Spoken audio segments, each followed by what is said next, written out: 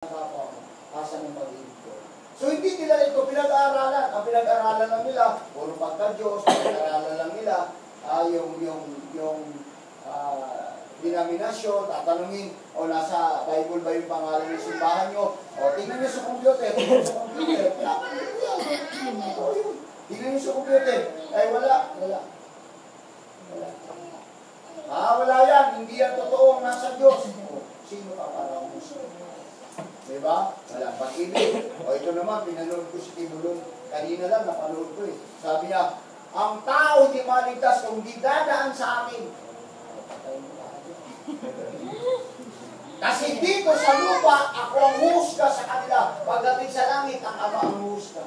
Kaya pag hindi kayo pumasok sa akin at dadaan sa akin bilang anak, hindi kayo maliligtas. Judgmental. Kanina lang, pinanood ko sa hanggang grabe. Hindi daw talaga tayo maligtas pag hindi dadaan sa kanila. Kasi siya ang huhusga sa iyo. Kung mayroon ka pang self-inceit, kung mayroon ka pang old sinful nature na namumuhay, kailangan dadaan sa kanya. Ang denominasyon, ang religion, matutuwa naman yun. Pero, kapatid, ayun, asa na pag-ibig. Diba? Membro nila si Mia Duterte, o makapangmura si Mia Duterte, kung pumatay, mga kapatid, asa ng pag-ibig. Sabi nga, pagka siya daw ang naging presidente, iiyak daw ang Diyos. Binago niya ngayon ang statement, iiyak ang Diyos sa tuwa. Pero dati, iiyak ang Diyos dahil marami siyang kakatayin. Tapos ibubutin niya, kaya pagdadabaw yan, yung may buto. Ito yun. Hindi ko ibubuto yan kahit kababayan. At hindi naman talaga yung tatakbo presidente rin eh. Oo. Totoo yun. Kung tatakbo siya presidente, marami siyang mapapatay. Dahil totoo talaga yung dapat ng squad. Kasi ako mismo, magpapatuloy, nagkaroon ako. Yung Davao News ko niya, mga miyembro niya. Para mga buwitri yan, pagka lumabas na yung allowance ng galing sa mayor's office, magtatakbuhan na yan kasama ang motor kung sino yung papatayin nila. Kaya kahit na nagnakaw lang ng cellphone, patay. Malinis ang gagawin. Pero ang pag-ibig. Sabi ng Panginoon, vengeance is mine. Amen. Amen. Amen ang pag-iigal. Kaya nga, mahirap yun, di ba? Ang sino man daw nagsasabi, mga kapatid ko, inibig niya Diyos, pero napupuot sa kanyang kapatid, wala daw sa kanya ang Diyos. Malinaw yun ang sinabi, mga kapatid. Kaya nga, dito, pag naunawaan natin mabuti talaga kung ano yung layunin ng Panginoon, lumago, mga kapatid ko, sa kaalaman, ay ito talaga. Ito yung pinakahuli na dapat na ma-i-apply sa buhay natin bilang mga mananampalataya kung paano tayo magiging isang tunay na disipulo ng ating Panginoon sa Kristo.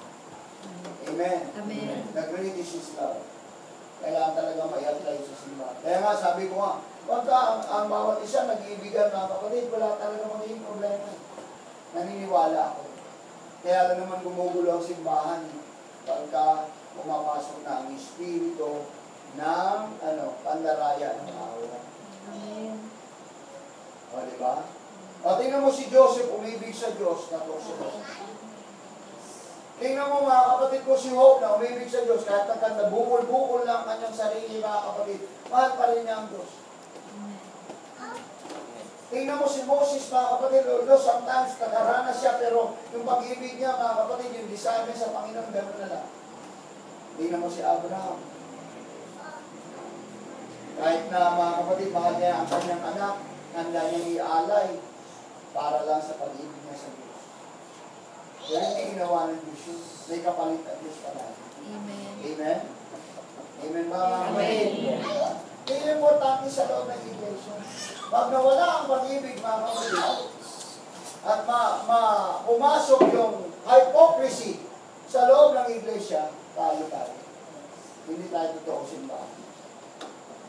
Sayang ang pangalan magnificent. Pag sinabi kasi magnificent, kamangha-mangha yun.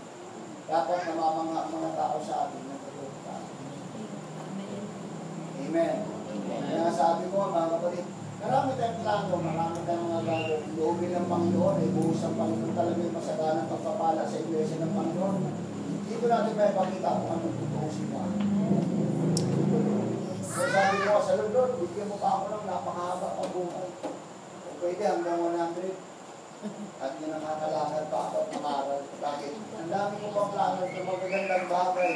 Hallelujah, para sa iglesia ng Panginoon. Para mapatunayan talaga natin mga kapatid na itong ating sinasambang Diyos, pinaglilingkod ng Diyos, totoo. Amen. Diba? Marami nagsasabi, sila totoo mga kapatid. Marami sinasabi Philadelphia, pero yung church ng Philadelphia, yung hindi marunong umibig. Philadelphia, it means love, mga kapatid, pero walang pag-ibig sa kapwa. Yan yung important. Everybody say amen. Dito, mangyari lang, mga kapatid, pagka nagiging total simbolo ng ating Panginoon. Basahin natin sa John chapter 13.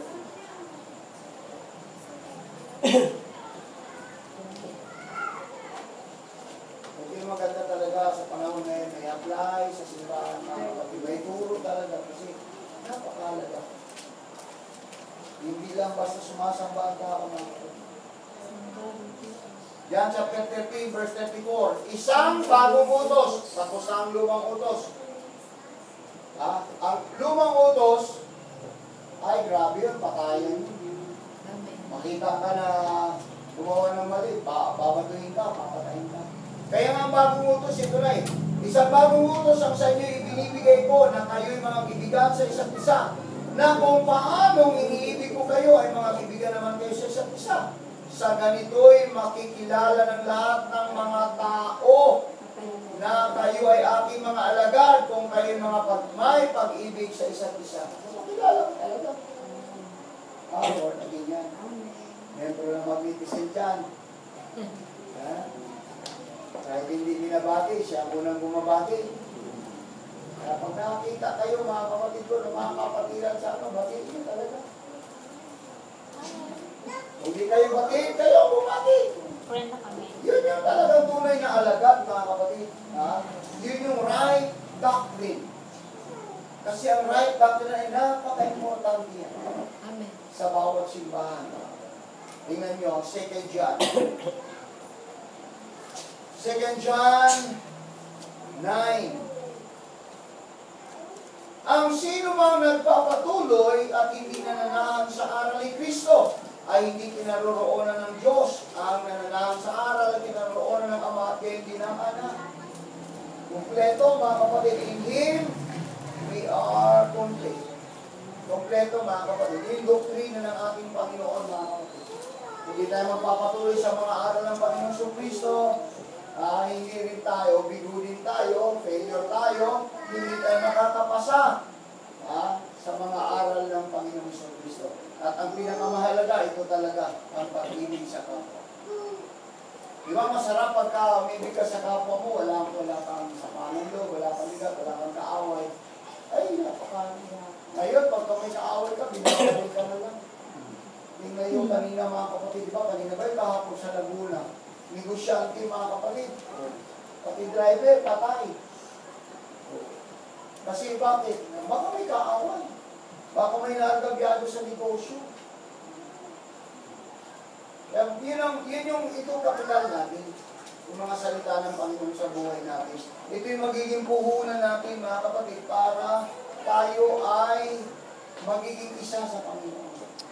Amen. Nagkikisa tayo sa aral, sa turo ng ating Panginoon.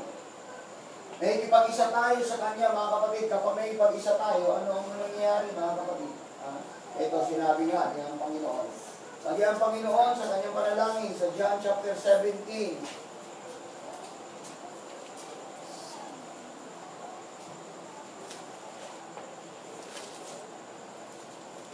verse 20. Sabi ng Panginoon, hindi lamang sila ang dinadalangin ko, kundi sila rin naman nagsisampalataya sa akin sa pamamagitan ng kanilang salita, upang silang lahat ay mag-iisa, na gaya mo, Ama, sa akin at ako'y sa iyo, na sila na may suma sa akin, upang ang sanlibutan ay sumampalataya na ako'y sinubo. Sabi ang Panginoon, naglalayo talaga ng pagkakaisa. Sa ano? Saan nagkakaisa, mga kapatid? Sa aral, sa kapayapaan, sa pag-ibig. Gusto ng Panginoon talaga magkaisa ang simbahan. Everybody say amen. Amen. Tingnan niyo ang Efeso chapter 4. Ephesians chapter 4 and verse 3. Na magsakitan ninyong ingatan ang pakikipag-isa sa Espiritu sa tali ng kapayapaan. Ayan. So, pagpapatuloy daw, magsusumikap, endeavoring to keep the unity of the Spirit in the bond of peace. Meron talaga pagsusumikap. So, ibig sabihin, pag-apply talaga ito sa buhay. Ng bawat aral natin na papakinggan o mapapakinggan, ay i-apply talaga natin para o sa tali raw ng kapayapaan. Amen ba, mga kapatid? Amen. Hallelujah. Yan ang dalangin ng Panginoon, pagkakaisa. Kasi hindi lalago ang simbahan kung wala ang pagkakaisa. Maniwala. Kaya nga, bawat simbahan ngayon na iniikot ko pag may problema, kailangan may saayos kasi hindi talaga, hallelujah, hindi lalago ang simbahan pag hindi nagkakaisa.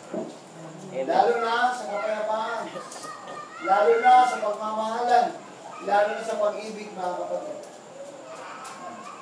Kasi pagka may pag-ibig, yun yung give and take relationship eh. Pagka may pag-ibig ka, matuto ka umunawa. Pag may pag-ibig ka, matuto ka magbigay. Pag may pag-ibig ka, matuto ka, mga kapatid ko, magparaya. Ganon din, mga kapatid, ang Diyos. So, give and take relationship yun. Everybody say amen. Amen. Kaya nga, kailangan develop talaga ito. Sa paanong paraan, mga kapatid? It requires a purity of your soul. Our soul. Kaya malinis talaga ng kaluluwa.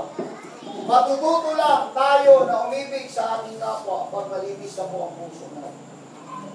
At hindi lang puso, kaluluwa. Buong kaluluwa talaga, mga kapatid. It requires purity of the soul. Kaya nalilinis daw tayo ng kanyang mga salita. Yung binasa natin 1 Peter chapter 1, kanina, 22 and 23, di ba? Tayo raw ay na-born again, mga kapatid, hindi sa kasiraang butil, kundi sa walang kasiraan ng mga salita ng Diyos. We are born again by incorruptible seed. Tayo pinanganak, mga kapatid ko, hallelujah, ng isang butil na malinis, mga kapatid. Kaya nga, dito, kailangan dito. Ma-purify talaga.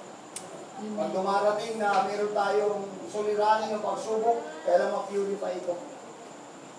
Lahat yun, mga kapatid.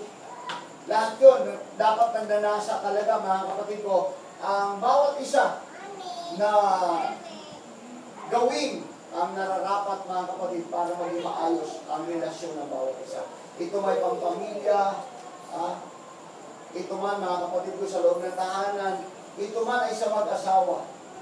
Hallelujah. Napaka-importante ng pag-ibig. Amen. Kaya nga, pag wala ng pag-ibig, wala ng dahilan para magkaroon pa, mga kapatid ko, ng ugnayan ng bawat isa. Kaya nga, nagkakaroon ng ugnayan dahil sa pag-ibig. Amen ba, mga kapatid? Amen. Hallelujah. Yan yung napaka-importante tinuturo ng Panginoon. Itinuturo ito, ibinabahagi ito sa bawat isa sa atin, mga kapatid, upang tayong lahat ay matuto, hallelujah, kung paano, mga kapatid ko, ang tunay na pag-ibig sa Diyos. Amen ba, mga kapatid? Amen. Hallelujah. 1 John chapter 3, verse 16.